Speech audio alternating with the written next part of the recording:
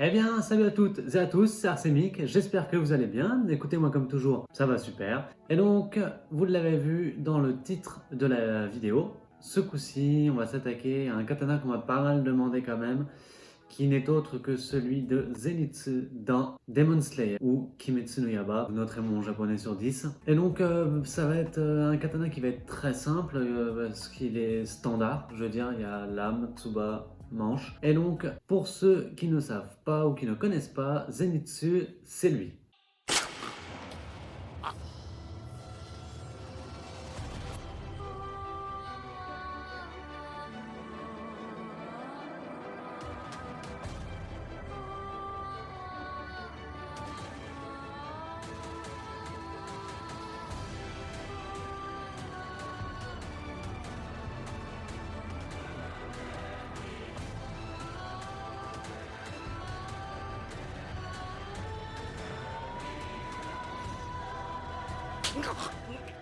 Donc voilà, vous avez vu, il pète quand même la classe, c'est assez stylé. Donc du coup, je suis content de faire son katana. Il a une petite particularité au niveau de la lame. C'est parti. Bon alors, pour commencer déjà, je ne vais pas vous expliquer comment faire la lame. Hein. Pour ça, je mettrai la petite vidéo au niveau de la fiche là de comment faire une lame. Non, c'est juste que au niveau de la lame, il vous faudra mettre de l'oratrim noir et de l'oratrim chrome pour avoir au départ ce résultat. Voilà, on va chercher à obtenir ceci. Et ensuite, on va venir avec un Oratrim jaune faire un éclair tout le long d'un côté, puis de l'autre. Donc ça, je vais vous montrer comment on fait. Donc voilà, ça c'est l'Oratrim qu'on va utiliser pour mettre sur la lame. Donc alors, ce qu'il va falloir faire, ça va être le déplier pour avoir la longueur de la lame qu'il nous faut. Et on va dessiner la lame par-dessus.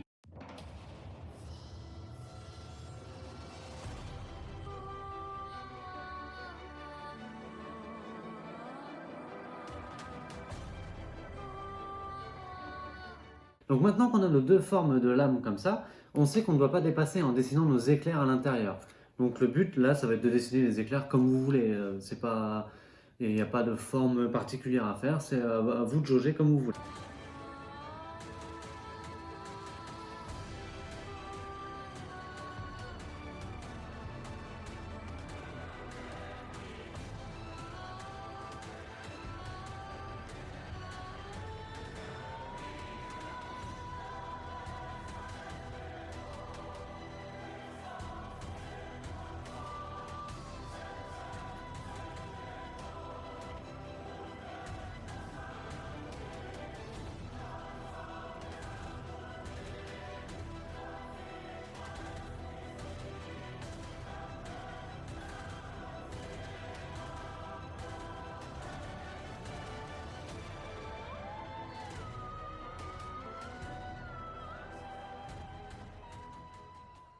Donc alors, une fois que vous avez réussi à faire ça des deux côtés, on va s'attaquer du coup au tsuba.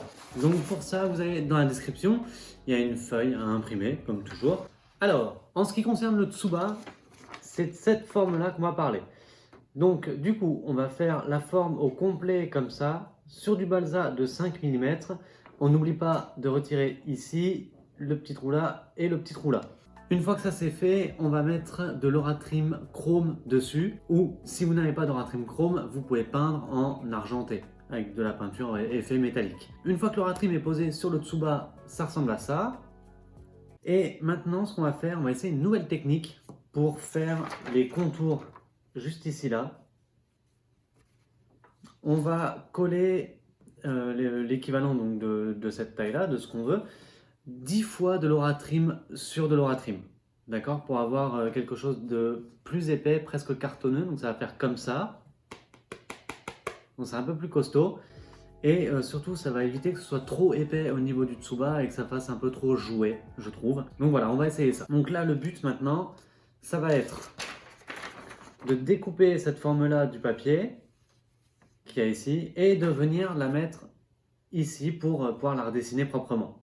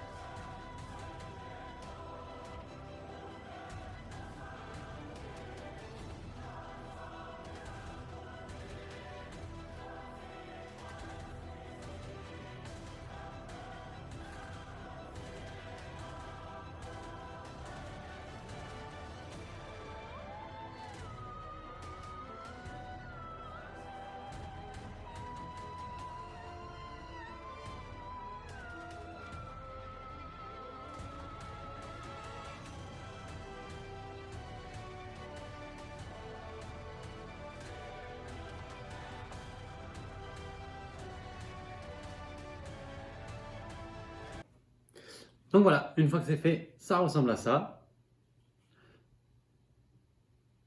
Donc plutôt pas mal comme ça, je trouve que ça rend mieux, ça fait moins épais, un peu plus réaliste. Et maintenant, il va nous rester à faire les petits triangles ici. Donc bon bah là, même procédé, on prend de l'Oratrim Chrome, on met une dizaine de couches, on découpe les triangles et on vient les coller. Après avoir collé du coup les petits triangles et le jaune, ça ressemble à ça. Donc voilà. Ensuite, on n'oublie pas, sur du balsa de 2 mm, de faire 2 fois cette forme-là et 2 fois cette forme-là. Bon, avant de coller ces pièces ici et ici au niveau du tsuba, il va falloir que vous découpiez 2 tout petits bouts de balsa comme ceci. Voilà, je ne sais pas si on verra bien, je vais faire ma youtubeuse beauté. 2 tout mini bouts comme ça sur du 2 mm. Donc ça fait à peu près 4 mm sur 2 mm d'épaisseur. Et il va falloir en mettre un ici et un en dessous. Une fois que ça c'est fait, on va pouvoir venir mettre le reste du dessus du tsuba. Donc voilà, maintenant il ne nous reste plus que le manche à faire. Donc idem pour le manche, je ne vais pas vous montrer comment faire la base. Je vous mettrai la vidéo en description pour vous apprendre à faire le manche. Il va juste falloir mettre du simili-cuir jaune, comme ceci. Voilà. Un lacet blanc en velours. La petite pièce au fond qu'on va venir percer pour y mettre un ruban. Et la pièce qui se met tout devant, couleur métal. Donc si je résume, on a la pièce couleur métal, le principal du manche jaune avec le lacet blanc, le petit bout à l'arrière qu'on va peindre par contre lui en doré avec le ruban blanc à l'intérieur. Et donc au niveau du manche, je disais, nous avons la partie chrome, la partie principale du manche et l'arrière du manche.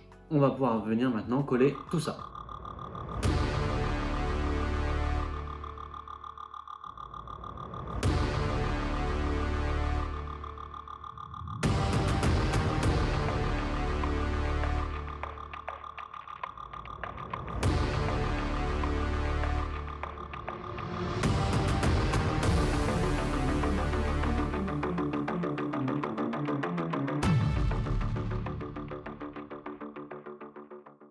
Et ben voilà, cette vidéo est déjà terminée, j'espère qu'elle vous a plu. Écoutez, pour moi c'était un plaisir de refaire une arme de cet animé.